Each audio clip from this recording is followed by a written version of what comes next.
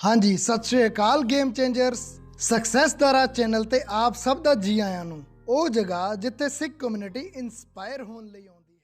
ਜੇ ਸ਼ਾਂਤ ਮਨ ਤੇ ਗਹਿਰਾਈ ਨਾਲ ਆਬਜ਼ਰਵ ਕਰੀਏ ਤਾਂ ਇੱਕ ਆਮ ਮਨੁੱਖ ਦੀ ਜ਼ਿੰਦਗੀ ਕਿੰਨੀ ਪਰਪਸਲੈਸ ਹੁੰਦੀ ਹੈ, ਜਿਸ ਦੇ ਹੋਣ ਜਾਂ ਨਾ ਹੋਣ ਨਾਲ ਸ਼ਾਇਦ ਹੀ ਸੁਸਾਇਟੀ ਨੂੰ ਕੋਈ ਫਰਕ ਪਵੇ।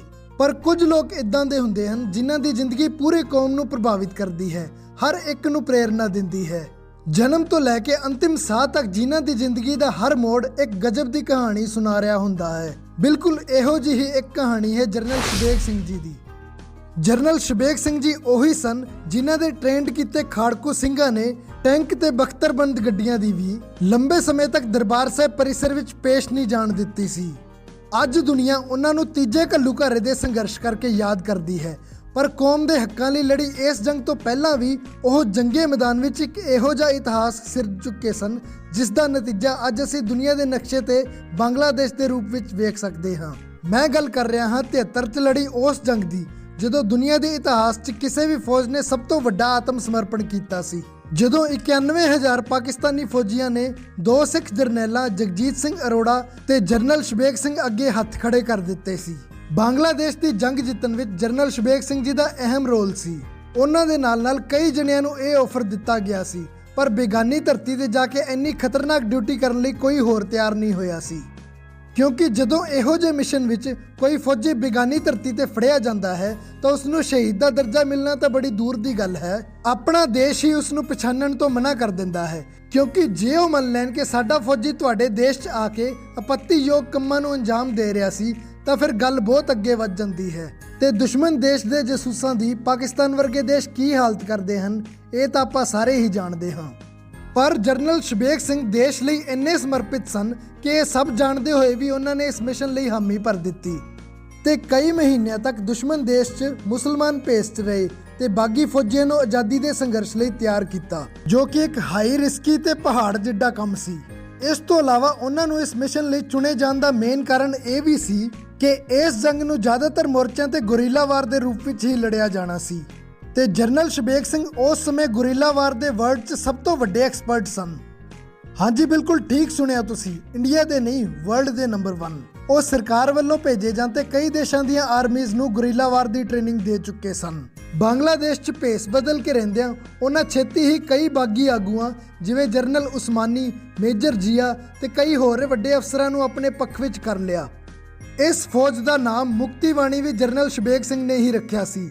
ਜੇ ਉਹਨਾਂ ਦੇ ਜੰਗੀ ਤਜਰਬੇ ਦੀ ਗੱਲ ਕਰੀਏ ਤਾਂ ਉਹ ਬ੍ਰਿਟੇਨ ਵੱਲੋਂ ਵਰਲਡ ਵਾਰ 2 'ਚ ਬਰਮਾ ਦੀ ਧਰਤੀ ਤੇ ਜਾਪਾਨੀ ਸੈਨਾ ਨਾਲ ਮੱਥਾ ਲਾ ਚੁੱਕੇ ਸਨ। ਇਸ ਤੋਂ ਇਲਾਵਾ ਉਹਨਾਂ ਭਾਰਤ ਦੀ ਵੀ ਹਰ ਇੱਕ ਜੰਗ ਵਿੱਚ ਹਿੱਸਾ ਲਿਆ ਸੀ। ਇੱਕ ਵਾਰ ਜਦੋਂ ਹਾਜੀ ਪੀਰ ਦੇ ਇਲਾਕੇ ਵਿੱਚ ਜੰਗੇ ਮੈਦਾਨ ਵਿੱਚ ਸਨ ਤਾਂ ਉਹਨਾਂ ਨੂੰ ਆਪਣੀ ਮਾਤਾ ਜੀ ਦਾ ਟੈਲੀਗ੍ਰਾਮ ਮਿਲਦਾ ਹੈ ਕਿ ਪੁੱਤਰ ਸ਼ਬੇਗ ਤੇਰੇ ਪਿਤਾ ਜੀ ਚੜ੍ਹਾਈ ਕਰ ਗਏ ਹਨ, ਛੇਤੀ ਘਰ ਆ ਜਾ। ਪਰ ਸ਼ਬੇਗ ਸਿੰਘ ਜੀ ਨੇ ਬਿਨਾਂ ਕਿਸੇ ਨੂੰ ਦੱਸੇ ਚੁੱਪਚਾਪ ਉਹ ਟੈਲੀਗ੍ਰਾਮ ਆਪਣੀ ਜੇਬ ਵਿੱਚ ਪਾ ਲਿਆ ਤੇ ਦੁਸ਼ਮਣ ਤੇ ਫਤਿਹ ਪਾਉਣ ਤੋਂ ਬਾਅਦ ਹੀ ਵਾਪਸ ਘਰ ਪਰਤੇ। ਭਾਵੇਂ ਉਹ ਅੰਤਿਮ ਵਾਰ ਆਪਣੇ ਪਿਤਾ ਦਾ ਚਿਹਰਾ ਦੇਖਣ ਤੋਂ ਵਾਂਝੇ ਰਹਿ ਗਏ, ਪਰ ਉਹਨਾਂ ਨੇ ਆਪਣੇ ਨਿੱਜੀ ਰਿਸ਼ਤਿਆਂ ਨਾਲੋਂ ਮੁਲਕ ਨੂੰ ਵੱਧ ਅਹਿਮੀਅਤ ਦਿੱਤੀ ਸੀ। ਸ਼ਬੇਗ ਸਿੰਘ ਜੀ ਨੇ ਕਦੇ ਵੀ ਅੱਖਾਂ ਬੰਦ ਕਰਕੇ ਸਰਕਾਰ ਦੇ ਆਦੇਸ਼ ਨਹੀਂ ਮੰਨੇ ਸਨ। ਉਹ ਹਮੇਸ਼ਾ ਸਹੀ ਦਾ ਹੀ ਸਾਥ ਦਿੰਦੇ ਸਨ। ਇਸੇ ਲਈ ਜਦੋਂ ਸਿਵਲ ਵਰਦੀ ਧਾਰੀ ਭਾਰਤੀ ਫੌਜ ਨੇ ਬੰਗਲਾਦੇਸ਼ੀਆਂ ਤੇ ਜ਼ੁਲਮ ਕਰਕੇ ਉਹਨਾਂ ਤੇ ਸੰਘਰਸ਼ ਵਿੱਚ ਸ਼ਾਮਿਲ ਹੋਣ ਲਈ ਦਬਾਅ ਬਣਾਇਆ ਤਾਂ ਜਰਨਲ ਸ਼ਬੇਗ ਸਿੰਘ ਨੇ ਇਸ ਦਾ ਖੁੱਲ੍ਹ ਕੇ ਵਿਰੋਧ ਕੀਤਾ। ਬੰਗਲਾਦੇਸ਼ ਤਾਂ ਆਜ਼ਾਦ ਹੋ ਗਿਆ, ਪਰ ਉਹ ਇਹਨਾਂ ਸਭ ਕਾਰਨਾਂ ਕਰਕੇ ਸਰਕਾਰ ਦੀਆਂ ਅੱਖਾਂ 'ਚ ਰੜਕਣ ਲੱਗ ਪਏ। ਇਸੇ ਲਈ ਬੰਗਲਾਦੇਸ਼ ਦੀ ਜਿੱਤ ਦਾ ਕ੍ਰੈਡਿਟ ਸ਼ਬੇਗ ਸਿੰਘ ਜੀ ਨੂੰ ਦੇਣ ਦੀ ਥਾਂ ਜਰਨਲ ਅਰੋੜਾ ਤੇ ਜਰਨਲ ਸੈਮ ਨੂੰ ਦੇ ਦਿੱਤਾ ਗਿਆ। ਇਸ ਜੰਗ ਦੇ ਕੁਝ ਸਮੇਂ ਬਾਅਦ ਦੇਸ਼ ਦੀ ਪ੍ਰਧਾਨ ਮੰਤਰੀ ਇੰਦਰਾ ਗਾਂਧੀ ਵੱਲੋਂ ਸ਼ਬੇਗ ਸਿੰਘ ਜੀ ਨੂੰ ਇੱਕ ਹੋਰ ਸਪੈਸ਼ਲ ਮਿਸ਼ਨ ਤੇ ਜਾਣ ਦਾ ਆਰਡਰ ਦਿੱਤਾ ਗਿਆ, ਪਰ ਉਹਨਾਂ ਨੇ ਇਸ ਮਿਸ਼ਨ ਨੂੰ ਨਾਜਾਇਜ਼ ਦੱਸਦੇ ਹੋਏ ਇਸ ਆਰਡਰ ਨੂੰ ਮੰਨਣ ਤੋਂ ਮਨਾ ਕਰ ਦਿੱਤਾ।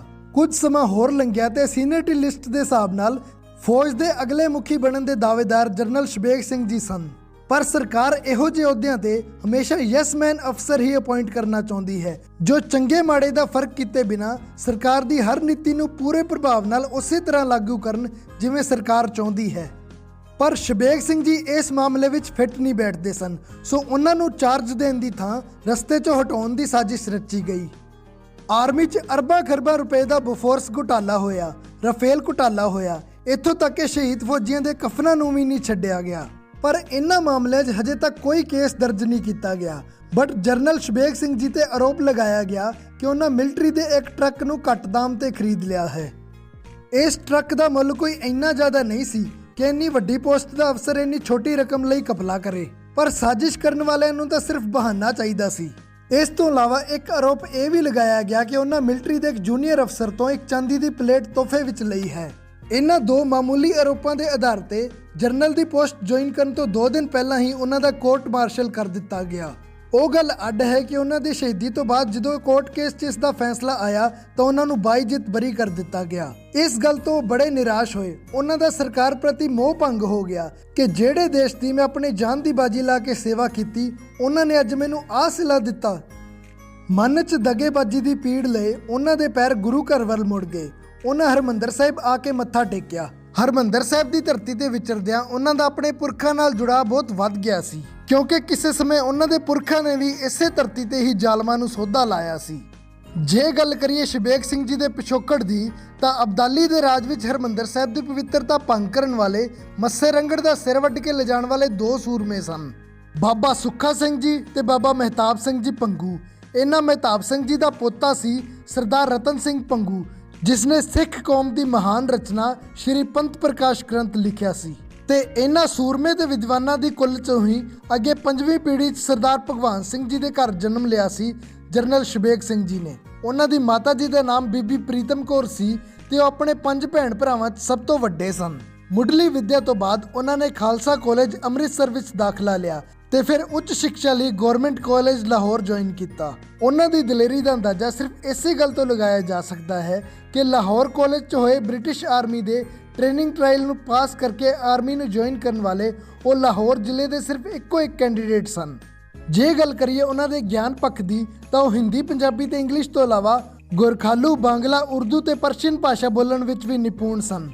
ਆਪਣੇ ਵਡੇਰਿਆਂ ਦੀ ਲੀਹ ਤੇ ਤੁਰਦਿਆਂ ਸਿੱਖੀ ਨੂੰ ਜੀਵਨ ਸਮਰਪਿਤ ਕਰਨ ਦਾ ਫੈਸਲਾ ਕਰਨ ਤੋਂ ਬਾਅਦ ਸ਼ਬੇਗ ਸਿੰਘ ਜੀ ਦੀਆਂ ਪਹਿਲਾਂ 2-3 ਮੀਟਿੰਗਾਂ ਹਰਚੰਦ ਸਿੰਘ ਲੌਂਗੋਵਾਲ ਨਾਲ ਹੋਈਆਂ, ਪਰ ਉਹਨਾਂ ਨੂੰ ਛੇਤੀ ਹੀ ਸਮਝ ਆ ਗਿਆ ਕਿ ਅਕਾਲੀ ਦਲ ਦੀ ਦੌੜ ਸਿਰਫ ਕੁਰਸੀ ਤੱਕ ਹੈ। ਇਸ ਤੋਂ ਬਾਅਦ ਉਹ ਸੰਤ ਭਿੰਡਰਾਂਵਾਲਾ ਜੀ ਨੂੰ ਮਿਲੇ। ਦੋਹਾਂ ਸੂਰਮਿਆਂ ਦੇ ਵਿਚਾਰ ਕਾਫੀ ਮਿਲਦੇ ਸਨ।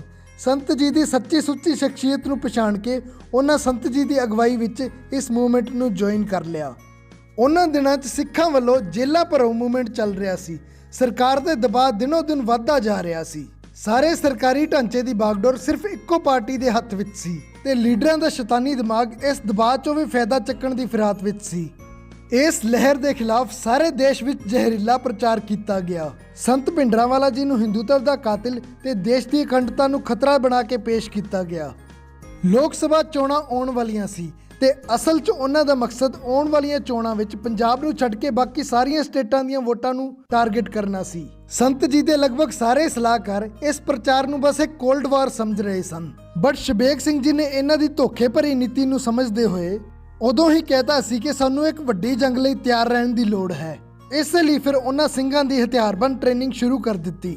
ਹੈਰਾਨੀ ਦੀ ਗੱਲ ਇਹ ਹੈ ਕਿ ਪਾਠ ਕਰਨ ਵਾਲੇ ਗ੍ਰੰਥੀ ਸਿੰਘਾਂ ਨੂੰ ਤੇ ਖੇਤੀ ਕਰਨ ਵਾਲੇ ਆਮ ਕਿਸਾਨਾਂ ਨੂੰ ਹੀ ਸ਼ਬੇਗ ਸਿੰਘ ਜੀ ਨੇ 1.5-2 ਮਹੀਨੇ ਵਿੱਚ ਇੰਨਾ ਟ੍ਰੇਨਡ ਕਰਤਾ ਕਿ ਇਸ ਵਰਤਾਰੇ ਦੇ ਬਾਅਦ ਭਾਰਤ ਸਰਕਾਰ ਨੇ ਇੱਕ ਸਟੇਟਮੈਂਟ ਜਾਰੀ ਕੀਤਾ ਕਿ ਆਪਰੇਸ਼ਨ ਬਲੂ ਸਟਾਰ ਵਿੱਚ ਉਹਨਾਂ ਦਾ ਪਾਕਿਸਤਾਨ ਨਾਲ ਹੋਈਆਂ ਦੋਨਾਂ ਜੰਗਾਂ ਤੋਂ ਵੱਧ ਜਾਨੀ ਨੁਕਸਾਨ ਹੋਇਆ ਹੈ। ਇਸ ਤੋਂ ਬਾਅਦ ਮੋਰਚੇ ਵਿੱਚ ਖਾੜਕੂ ਸਿੰਘਾਂ ਨੇ ਆਰਮੀ ਨੂੰ ਕਿਵੇਂ ਮੂੰਹ ਤੋੜ ਜਵਾਬ ਦਿੱਤਾ, ਕਿਵੇਂ ਸਿਰਫ 2 ਘੰਟੇ ਦੀ ਪਲਾਨਿੰਗ ਕਰਕੇ ਆਈ ਆਰਮੀ ਨੂੰ ਕਈ ਦਿਨਾਂ ਤੱਕ ਨੱਕੀ ਚਣੇ ਚਬਾਉਣੇ ਪਏ। ਇਹ ਸਭ ਦੇਖਾਂਗੇ ਤੀਜੇ ਘੱਲੂਘਾਰੇ ਦੇ ਨੈਕਸਟ ਪਾਰਟ ਵਿੱਚ। ਵੀਡੀਓ ਪਸੰਦ ਆਇਆ ਹੋਵੇ ਤਾਂ ਲਾਈਕ ਕਰਕੇ ਇਸ ਜਾਣਕਾਰੀ ਨੂੰ ਅੱਗੇ ਵੱਧ ਤੋਂ ਵੱਧ ਸ਼ੇਅਰ ਜ਼ਰੂਰ ਕਰਿਓ। ਮੈਂ ਚੈਨਲ ਦੇ ਐਨਾਲਿਟਿਕਸ ਵੇਖ ਰਿਹਾ ਸੀ, ਵੀਡੀਓ ਦੇਖਣ ਵਾਲੀ ਸੰਗਤ ਚੋਂ ਸਬਸਕ੍ਰਾਈਬ ਕਾਫੀ ਘੱਟ ਜਣਿਆਂ ਨੇ ਕੀਤਾ ਹੋਇਆ ਹੈ, ਸੋ ਕਿਰਪਾ ਕਰਕੇ ਚੈਨਲ ਨੂੰ ਸਬਸਕ੍ਰਾਈਬ ਜ਼ਰੂਰ ਕਰ ਲਿਓ। ਇਸ ਤੋਂ ਇਲਾਵਾ ਇਤਿਹਾਸ ਦੀ ਵਧੇਰੇ ਜਾਣਕਾਰੀ ਲਈ ਤੁਸੀਂ ਸਾਨੂੰ ਇੰਸਟਾਗ੍ਰਾਮ ਤੇ ਫੋਲੋ ਵੀ ਕਰ ਸਕਦੇ ਹੋ। ਜਾਂਦੇ ਜਾਂਦੇ ਕਮੈਂਟ ਬਾਕਸ ਵਿੱਚ ਵਾਹਿਗੁਰੂ ਜੀ ਲਿਖ ਕੇ ਆਪਣੀ ਹਾਜ਼ਰੀ ਜ਼ਰੂਰ ਲਵਾਇਓ। ਵਾਹਿਗੁਰੂ ਜੀ ਕਾ ਖਾਲਸਾ, ਵਾਹਿਗੁਰੂ ਜੀ ਕੀ